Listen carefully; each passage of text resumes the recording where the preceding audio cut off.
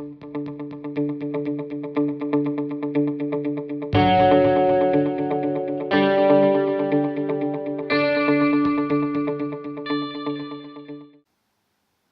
up, everyone? I am Toku Tyler, and today I'm going to be talking Power Rangers Beast Morphers Episode 2, Evox's Revenge. This was another success, in my opinion. We got a simple power struggle between the Rangers, we are introduced to the robot companions, and our first glimpse at the Zords in action. It's just a great episode, another great episode in the book for them. Good job, Hasbro. So anyway, let's get started. We open the episode to where Blaze and Roxy and Evox were sent by the teleporters in the first episode. This wasteland-type world is known as the Cyber Dimension. Blaze and Roxy run into a robot by the name of Scrazzle, the robot in charge of this dimension, but then Evox appears to announce that he is now in charge, and Scrazzle should listen to him now, and that Evox needs to return to Earth to control the morphing grid and everything. Scrazzle tells Evox that he can teleport him back to Earth's dimension, but a lot of energy is required to do it. So Evox sends Blaze along with Scrazzle to obtain more MorphX energy. So he's going to need a lot of MorphX to send Evox back to Earth to take over the morphing grid and control everything, basically. But so it kind of makes sense because of in Go Busters, they were stealing energy for the villain and everything. So that kind of makes sense. That's how they're going to do the whole energy stealing thing, which is nice. It's good that there's similarities between both series. So that's pretty cool. So we then return to the Grid Battle Force base, where the Rangers have just used the battle simulator. Devin is super pumped because, like I said before, the simulator is like a huge video game to him. He's obsessed with video games. He references video games like 3 times in this episode, but it's really exciting for him, so it's really cool. The Rangers are then notified to report to Commander Shaw about some important news. Ravi believes this is about him being announced the leader of the team. But Zoe then tells him that she thinks that she also could be a leader, and this starts a little confrontation within the team already about who's the better leader and everything. But what I liked throughout this episode is that Devin doesn't even care about the leader position. He's just enjoying every second of being a ranger, and being leader never really occurred to him, which is kind of cool. This says a lot about who he is as a person.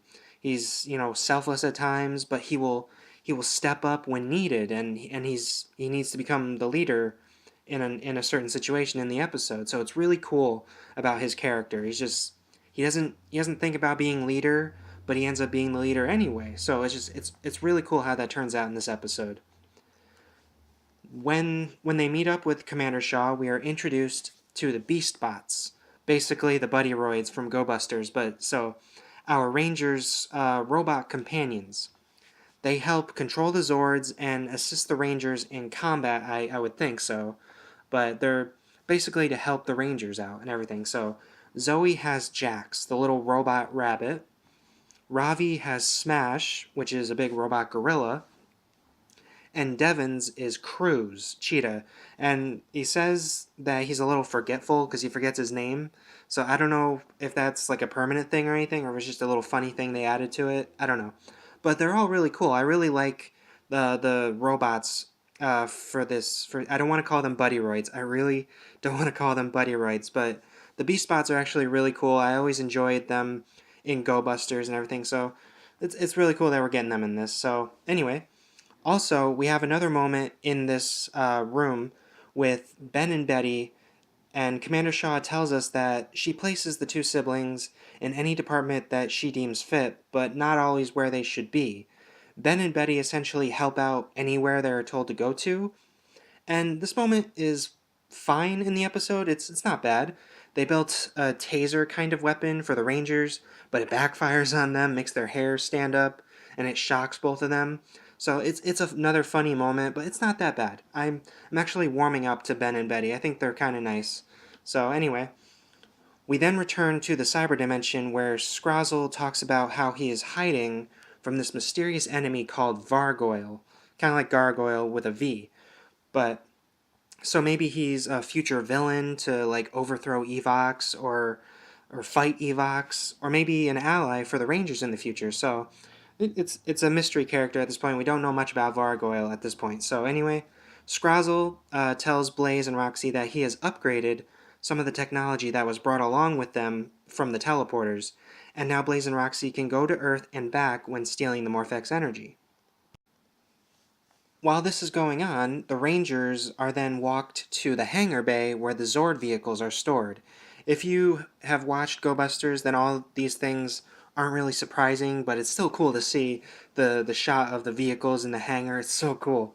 Ravi and Zoe continue to compete over being leader, and I love the joke that Commander Shaw makes about Ravi.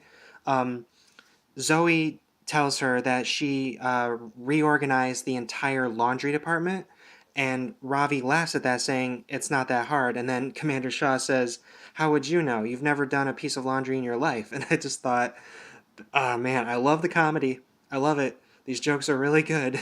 So I just thought that was a really fun moment because the commander is Ravi's mom, so she would know if he has ever done laundry. So that was kind of funny. So anyway, soon after that, the base is alerted to a security breach at one of the Morphex distribution centers.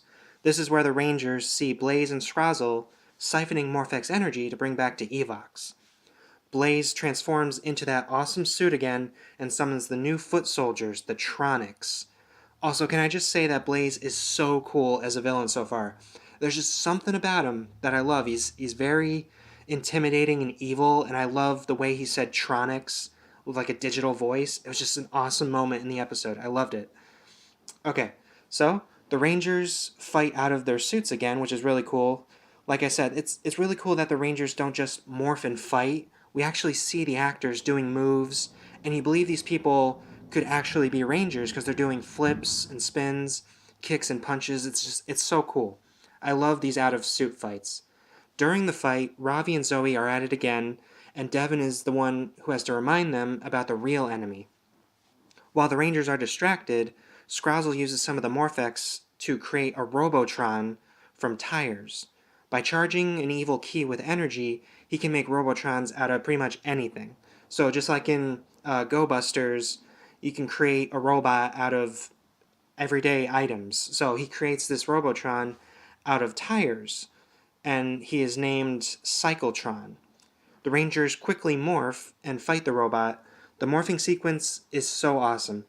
They are surrounded by swirling energy like they were in the lab in the first episode, but this time the animal faces of the cheetah, gorilla, and jackrabbit pop out at you before revealing them in their suits.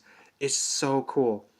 Plus, they still did the visor thing that Go Busters always had from the Morphers, so it just goes from the Morpher onto the mask, and it's so cool. I love that. I love that moment. Great work, Hasbro. After Blaze and Scrazzle leave with a small amount of Morphex, the Rangers are left to fight Cyclotron. It's a cool fight for sure because they use the transport tech and we see their abilities in action again, but something goes wrong when a stray dog runs by Devin. He freezes instantly when he looks at the dog, and then Betty and Ben have to save him from one of the Tronics sneaking up behind him. So it's a good moment for Ben and Betty because they're not just for comedy. They actually helped in a fight, which is really cool. And that's why I'm warming up to them because they actually helped. So then, while Ravi and Zoe are using their powers, they start having problems too.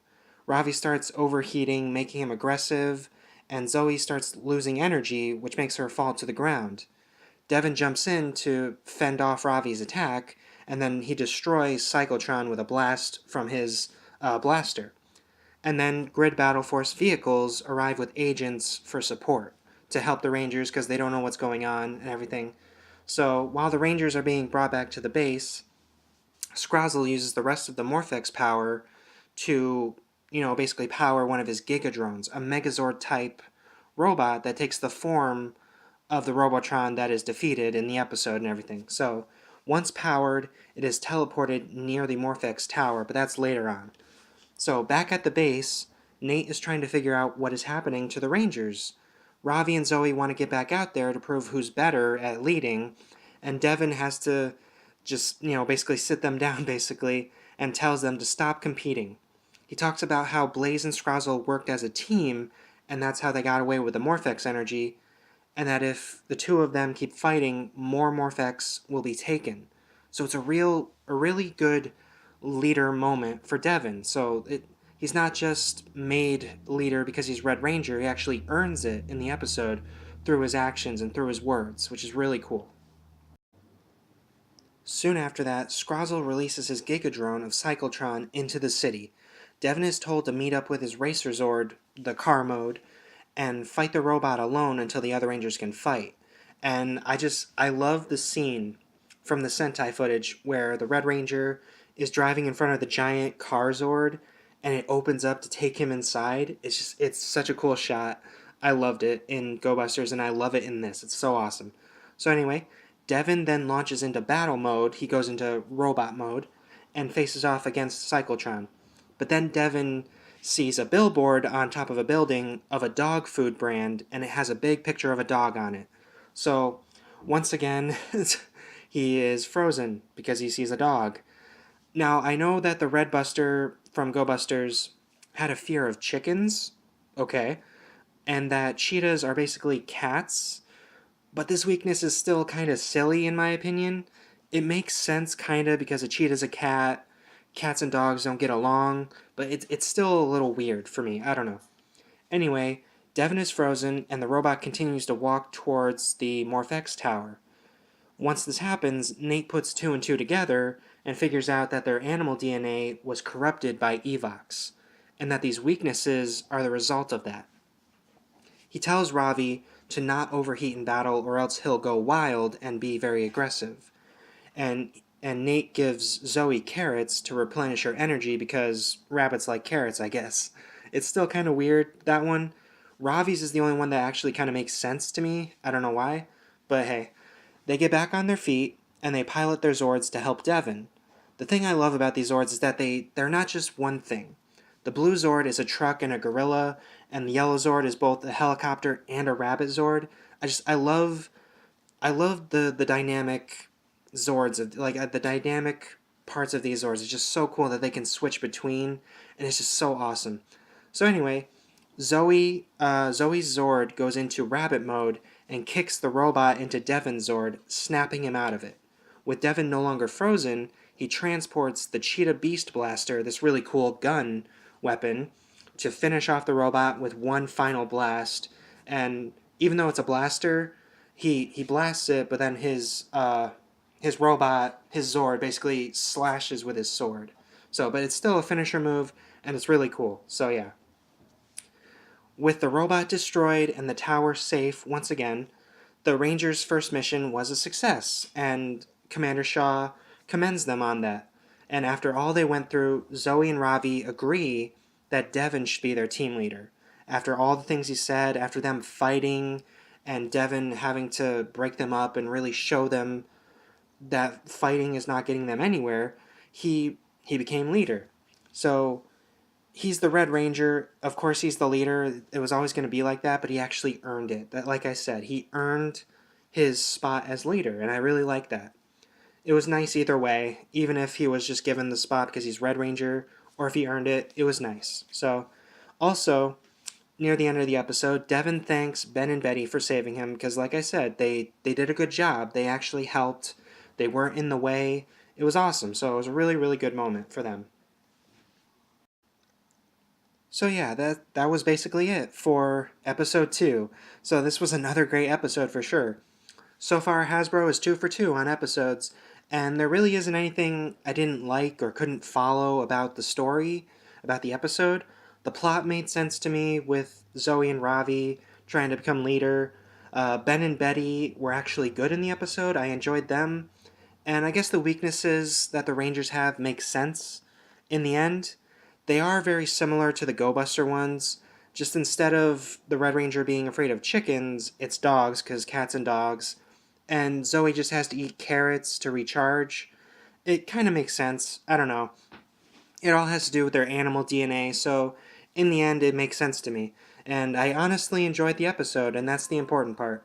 I really like it. I like where we're going with these Rangers and the story. It's really enjoyable. I love this series so far, even though it's only 2 episodes, but it's still really, really good. So Thank you guys so much for watching this video.